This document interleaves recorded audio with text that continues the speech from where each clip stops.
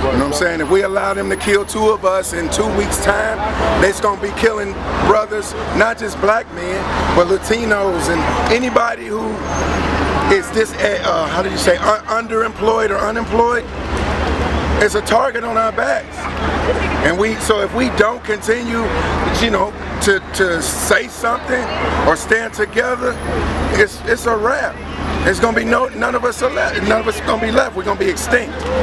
You'll be reading about the used to be black man or used to be Latino man. Are you from St. Louis originally? Yeah. So how do you feel about all the attention that the community is getting, like all the people that are coming out from all different places in the United States? I got mixed feelings about it. On the one hand, I'm thankful that the world has come out to see what's going on here. One of the issues I have with it is that while the world came here to see, a lot of people came out here to exploit this situation for their own benefit. A lot of people doing it for the photo ops. Yeah, I went down there and I took a picture, you know what I'm saying? And they could take that back home to where they live and claim that they support the cause. But how can you support the cause if you're not involved? If you're not working hard, using your celebrity status, using your political connections, using your influence in the hood? How can you say you're involved if you're not doing nothing to change it? It's not a black or white thing. They're trying to make it out to be a race thing. It's not a race thing. It's a have and a have not thing. And the people who have don't care about the people who have not. They feel like we should get out here and do something and you know their usual argument. I pulled myself up from my bootstraps, blah blah blah. They need to get off their lazy ass and get off of welfare and do something. Well, oftentimes we try, but we get held back. Not only are we held back by the class, and sometimes by choices that we might have made earlier in life holds us back. We already got enough strikes against us. Why would the police then come and try to hold us back at the same time? Right.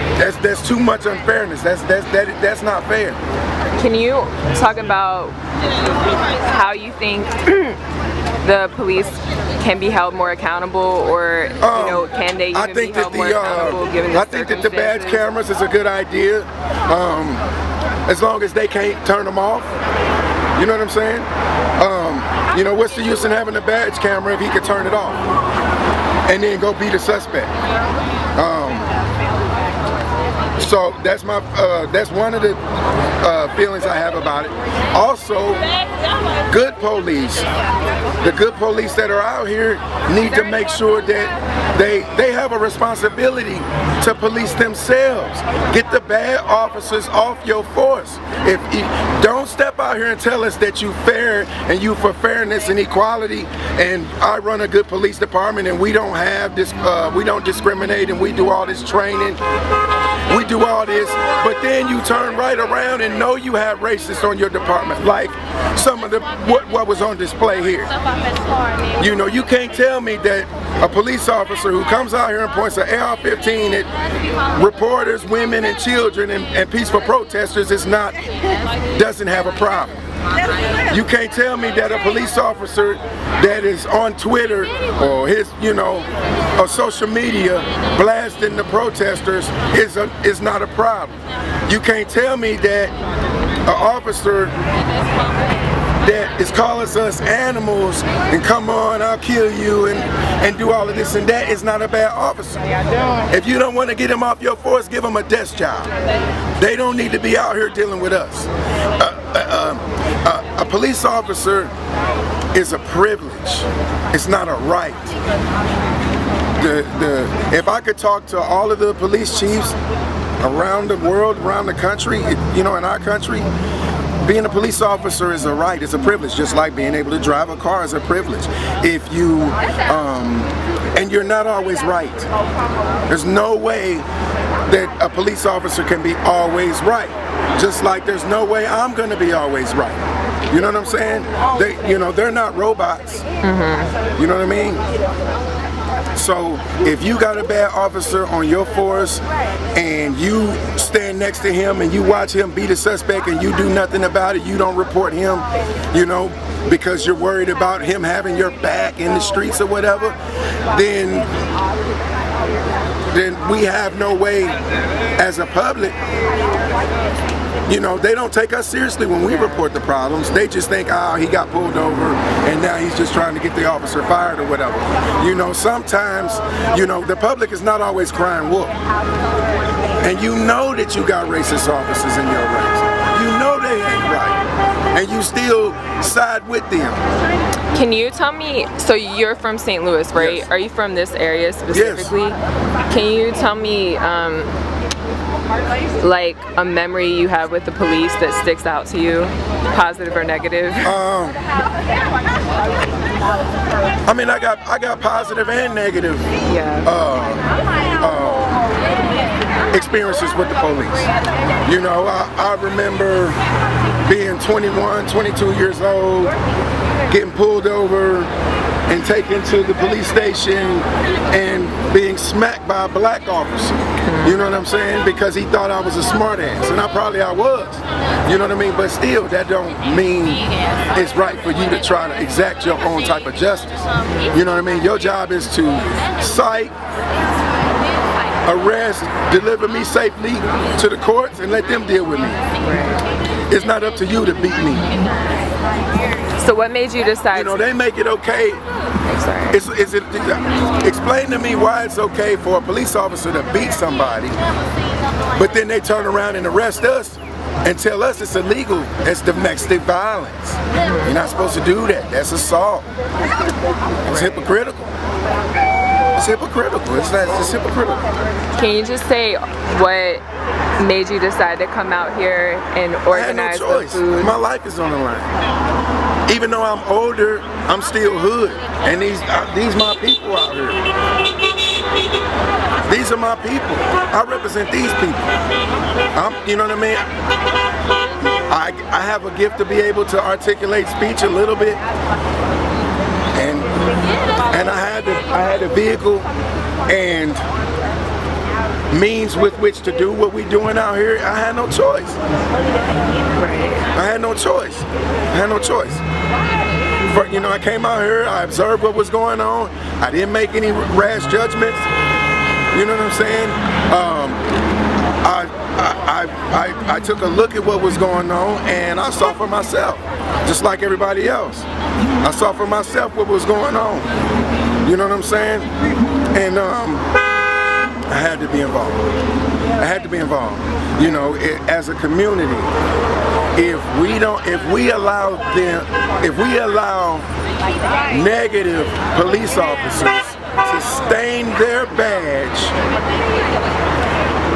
twice in 2 weeks, apparently, the facts all the way ain't in yet, but just on the surface, it's just something about two brothers unarmed being murdered or killed in a 2-week time period.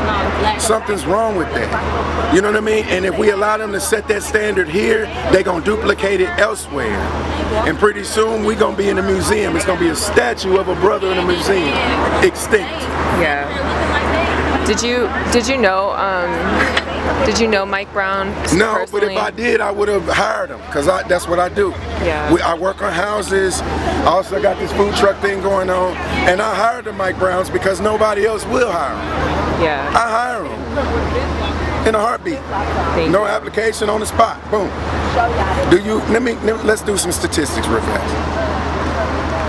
They had about 500 police out here, right? Armed with tanks, assault rifles, all different types of stuff.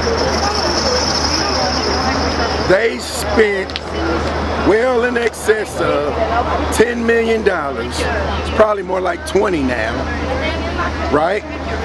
Doing, you know, paying for regular time, overtime, hazard pay, fuel costs, munitions costs. You know, you got to pay for that tear gas.